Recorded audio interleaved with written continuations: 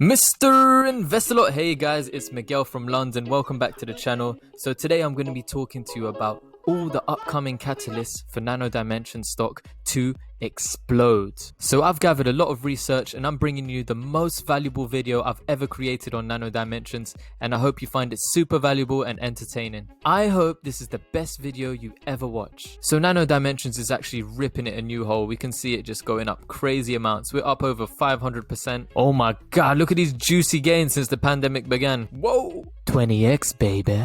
And I believe this stock right here can steal 9x from this point. So here's a little sneak peek of what's to come. We're going to be talking about sales pipelines returning, major acquisitions on the board. And I don't know if you thought or considered this one, but Nanodimensions is getting really big right now by market cap, and we could potentially join an index fund. And I'll show you exactly what has happened to other stocks since joining an index fund. So you're going to absolutely love this video. And if you're able to join my channel, you can click join just above my head. You can become a true supporter. I'll also leave it in the description box below. You really help me create great content like this. It's only 99 cents. But if you're unable to join, just you clicking like and subscribe is absolute magic, and I really appreciate you guys. Thank you so much for supporting me. This video is for entertainment only. Now let's bring the value, baby. First things first, I think Nanodimensions has absolutely amazing marketing. You may not think it, but when they put themselves in such positions like this, we can see the stock absolutely explode. So this is kind of a delayed reaction to this right here. I think fundamentally what we've seen here is an absolute explosion in stock price because people from around the world, 100 million people here, 100 million homes in Europe saw the red chip money report. So people who usually watch that channel are there to learn about money. They want to learn about finances, see what's going on in the world, the latest innovations. Some of these people are investors. So being on a global stage like this is absolute magic, and this is marketing done right. So just to put this into perspective for you, although we have 100 million homes it's airing to, imagine if it catches the eye of an institutional investor or somebody who has a big pushing power in a hedge fund, and all of a sudden they're doing their research on Nanodimensions, and now we're seeing them load up into the stock. So all of this run up here could literally be new investors, retail investors, but also some big money coming into play. That being said, also some other businesses may have seen this kind of technology, and that ties us into the sales and pipeline. So coronavirus has inhibited the sales for the year. They were saying that a lot of people were outside of the lab, they were outside of the office, so they weren't able to use their machines as well. So their sales and their revenue was extremely limited during the coronavirus. But here they're gearing up for the third quarter. They expect coronavirus as an estimation to be over, and once it's over, their sales are going to come streaming through, baby. COVID is down to zero. I would say that our revenue will probably jump close to 100% in rate per quarter. So I wouldn't be surprised to hear about a whole load of sales that's going to be going on probably in the third or fourth quarter. But even now, since the machine are in front of people's faces, and we're rolling out the vaccinations and we're starting to get back to reality, when the vaccinations are rolled out and this second strain or third strain of corona is finished, how many sales will we see? That is going to boost the stock up dramatically if people can see that these guys are now sold more than 60 machines. That was the big question. They were like, how can a company be valued so high? They only sold 60 machines. Well, guess what, baby? We're going to sell some more.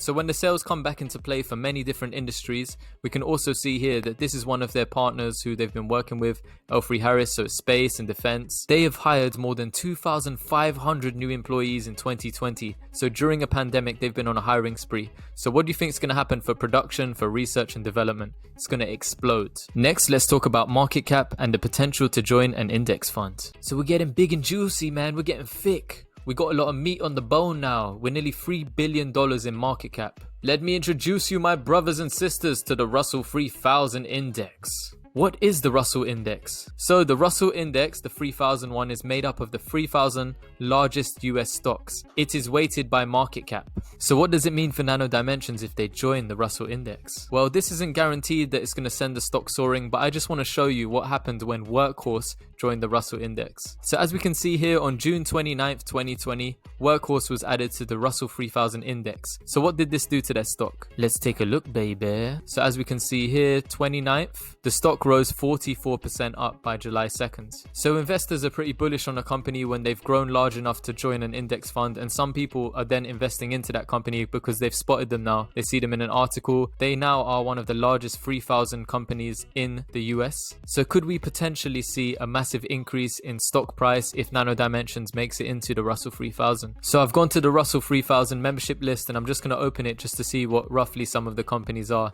in terms of market cap. So we pop it open, we'll pick one at random. AXTI stock. Let's see what that says. Market cap 480 million. So we're a whole load bigger than some of these companies. Some of them are only 100 million, 160 million.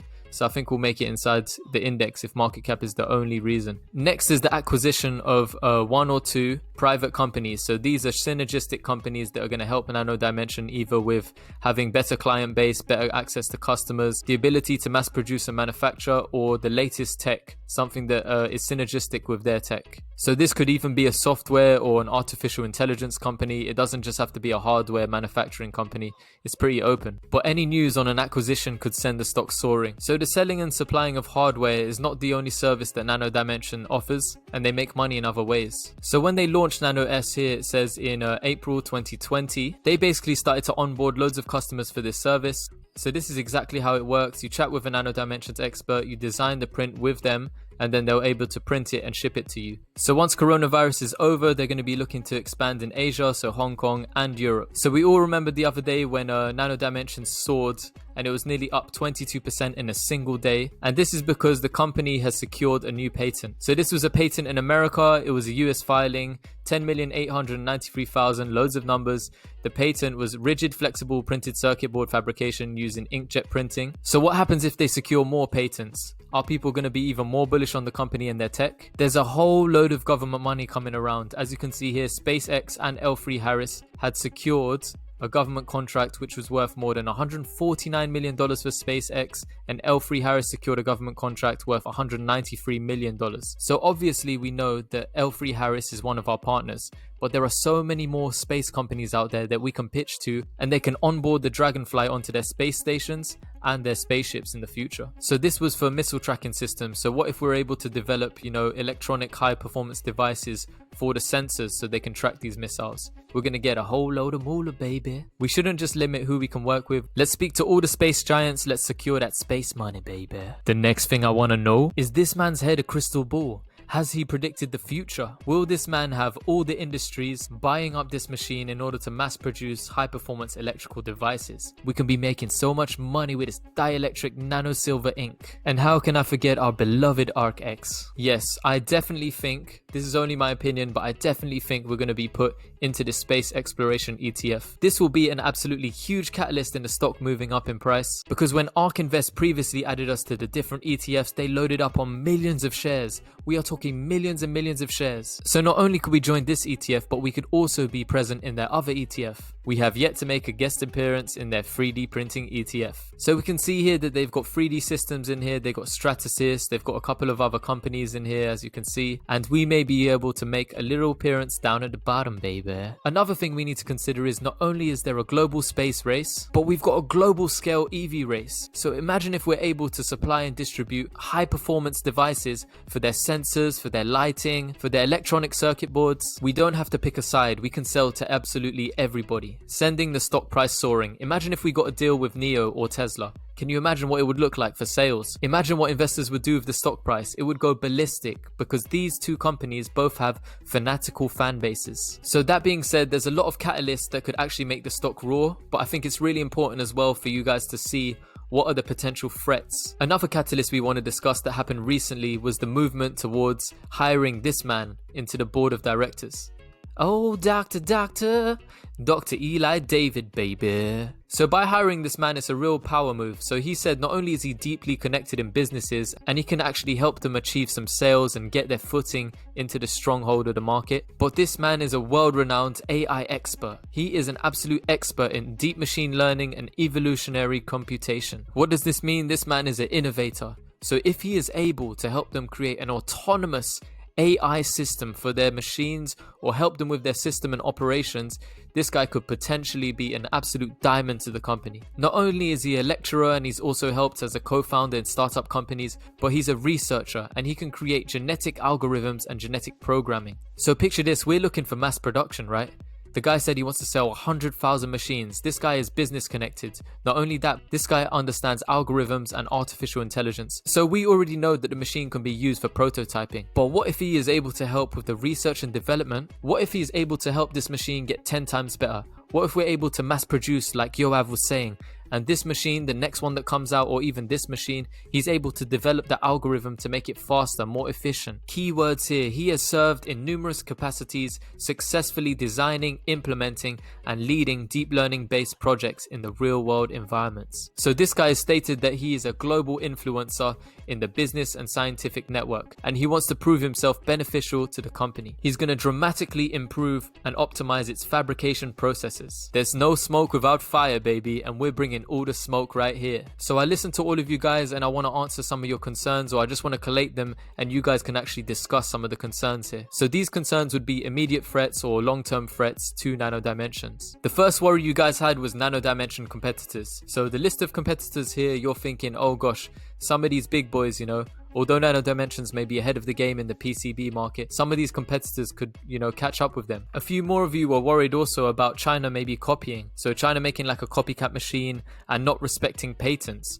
So as we can see here, this is a CNBC article, and they were stating 1 in 5 corporations say China has stolen their intellectual property within the last year. Everyone was also saying that the hype is too real with this company. They were saying, oh, you guys only made 60 sales and everybody's piling in like monkeys. They also thought that Yoav was delusional for having said 100,000 machines, and he's going to be selling these in all parts of the earth, all continents, lots of different industries. Some of you were already worried as well that this might be a giant con because they were constantly raising money, raising capital. They've raised $1 billion in like a few months. But if this was a con, why would they be working with some of the biggest companies in the world and everybody's saying, you know what, this is amazing? Even ARK Investors saying this is amazing. L3 Harris was stating that they love their hardware as well. Big companies wouldn't take on this device and say it's great if this was a giant scam. Poor Yoav, he's in the heart of it all, and people are saying, you know, he's just greedy, he's chasing bonuses. But what people don't realize is you need to raise money. You need to raise working capital for whatever reasons. So he said he's going to be using this not only for working capital, but for acquiring 2 private companies and research and development, so to make the machine even better. And he's saying that they're so cash rich right now, they're so cash positive, that they don't even need to burn that much cash. They'll only use bits and bits of it to maintain. So one of the biggest questions that people have as well, they ask me, can this Dragonfly Pro, can this mass produce? Or are we just thinking, you know, this works for only the prototype and it's slower than we think when it comes to volumes? That's one of the worries that people were saying. That being said as well, we need to know the exact output of this machine. So if we left this machine on 24/7 for a whole day, how long does it run? Does it burn out, or does it need a cool down period in mass producing or constantly creating products? We know that it's not a human heavy and it can actually produce it once you put the design in and click print. But say for example, if Tesla was to come tomorrow and they were saying, yo, can you produce this many printed circuit boards for us? What is the production output rate? If Apple or Tesla needs to mass produce high-end electrical components, or for the latest Apple Watch, or, you know, Tesla's supercar, what would be the actual production output? So these were some of my thoughts on the catalysts and the threats to Nanodimensions. Another threat is, you know, stock dilution and more offerings. But I'm really bullish on this company. You know, I just want to continue to buy even up. I'm averaging up at the moment because I didn't fulfill my position at the bottom. I know a lot of you have got like some really good averages, so just hit me up. Tell me your thoughts and feelings about catalysts, threats, and just hit me up and say, hey, what's up, Miguel, man? Nice video. But when I look at this company, Nanodimension, I can see the potential here is unlimited. Literally, they're at a forefront of this new age that's coming through. We've got 5G coming through, we've got all these autonomous vehicles pushing through, EV sector, and we have the space race. Not only that, but we have global military and defense that are going to use this, and satellites shooting up as well into the sky. We are going to need this. As always, let me know if there's anything I've missed in this video. I'm thinking to hold this stock for at least another 5 years. I've not sold a single stock and I don't think I'll be selling it. So I've put a lot of effort into this video. If you like this kind of video and content, please let me know in the comments below. Also, if you're able to support me, just click the join button here. It's only 99 cents. And if you're not able to join memberships, just you liking this video and clicking subscribe is enough for me. I love you guys. Thank you very much for watching. Mr. Investor over and out, baby.